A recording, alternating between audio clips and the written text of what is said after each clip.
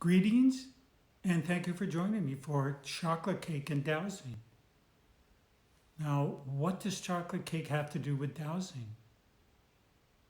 While attending a philosophical lecture in 1979, I had my first experience with dowsing. During a break, I was at a buffet table watching a woman spinning an object over various dishes. I asked her what she was doing, and she shared that she was determining which foods were good for her by using a pendulum. I thought it was strange because it appeared that her entire hand was moving the pendulum. And she was moving it in the direction which she later would say was positive. And I noticed it kept happening over all the desserts, especially the chocolate cake. With this being my first introduction to this type of activity, I wasn't very impressed, even though I did like the chocolate cake. It was really good. For several years, I never paid much attention to dowsing, or what is called radiesthesia, because I didn't have a very good first impression of it. In 1986, while visiting one of our foundation advisors in Germany, Dr. Wolfgang Ludwig, I was surprised when he and his wife Gisela both reached into their pockets, brought out a pendulum while they were looking at a dinner menu. I was dumbfounded, and I asked them what they were doing and why. Now, Dr. Wolfgang Ludwig was a world-renowned physicist with more than 100 peer-reviewed papers on the effects of magnetic fields and the relationship with biological systems. Wolfgang told me that very often, when he arrived at a critical point in calculations, he would utilize his pendulum. He would draw a graph on a piece of paper and then allow the pendulum to guide him to the correct percentage or number. He shared with me the pendulum was merely an extension of his own inner consciousness. At that moment, Wolfgang motioned to me to turn around in my chair in the restaurant and look at one of the booths at the back. The man in another booth was dowsing his menu. Unbelievable. I became more amazed after my meeting with a man named Carl Mild, who's long since been deceased, but he was a healing practitioner in a city in Germany. He didn't speak any English, and I didn't speak enough German to really carry on a direct conversation. He was a very intense man, not unfriendly, but no-nonsense type of person. Professor Karl Walter, who was in charge of our World Research Foundation office in Stuttgart, had known of Mild for many years and told me that Carl Mild was a master dowser. I became very curious. Mild had done everything from dowsing for underground springs, finding raw materials, discovering underground cables, also unexploded bombs after World War II, and diagnosing people's health conditions. During our drive to meet with Carl Mild, Dr. Walter had shared that soon after World War II, Carl Mild and his colleague, Mr. Eckhart, were asked to find unexploded bombs in several cities throughout Germany. At another time, one of the largest companies in Stuttgart had used Mild to help find underground springs and cables while the company was repairing airfields throughout Germany. As Carl Mild's fame spread throughout the country, he caught the attention of some medical people in one of the university hospitals in Stuttgart who had heard of his abilities to diagnose people without disrobing them.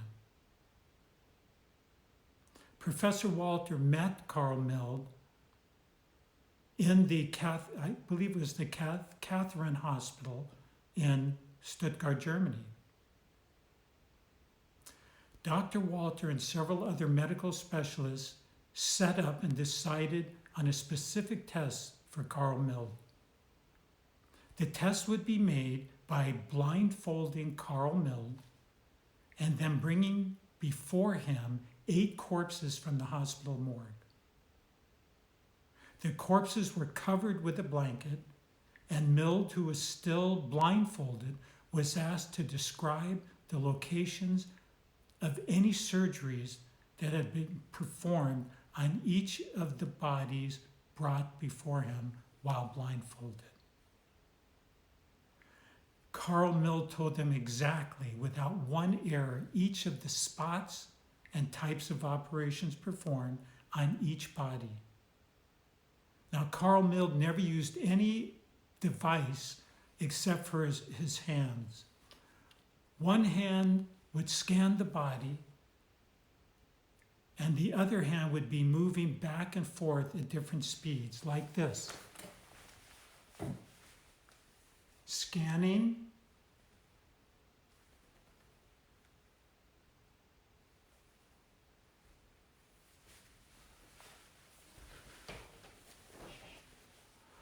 In 1991, Professor Walter and Carl Mild conducted an experiment with a company which claimed that their special electromagnetic equipment cleared water of harmful materials, while at the same time magnetizing the water for healing purposes.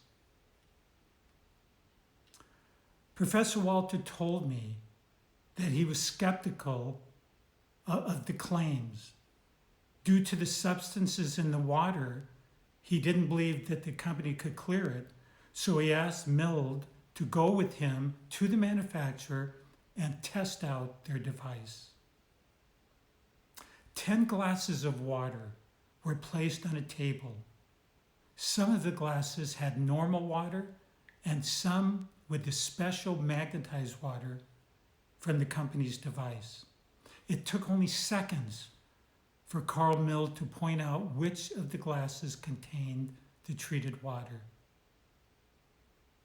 Then Professor Walter and Carl Mild left the room, and the company's personnel changed the positions of all the glasses.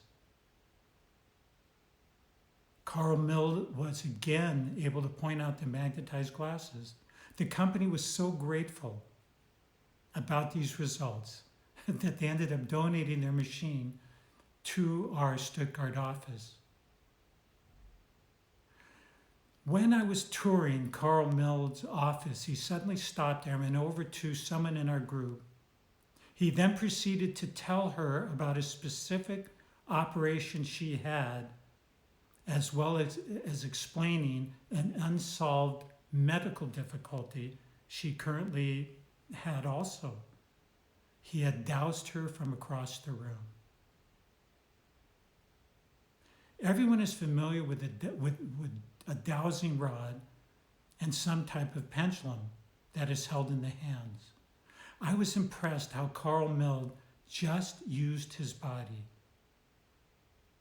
As he scanned the body with one hand, his other hand moving rhythmically from side to side until it would violently shake, and he would stop and began sharing what he had discovered in the individual's body at that moment and in that spot. We are capable of so many things. My experience was important to me for 2 reasons. The first was it was an example of another ability that we all possess. But a far more important thing that I learned was not to form quick judgments about people, techniques, clinics, or products. I needed to remember this when soon after I was introduced to cow dung therapy. Oh, but that'll be another story for us in the future. I've come a long way since my experience with the woman dowsing the chocolate cake. I know it has made me more open to all things. And please remember, you are a soul, you are power, you are light, and you are love. Blessings, I love you. Until we're together again.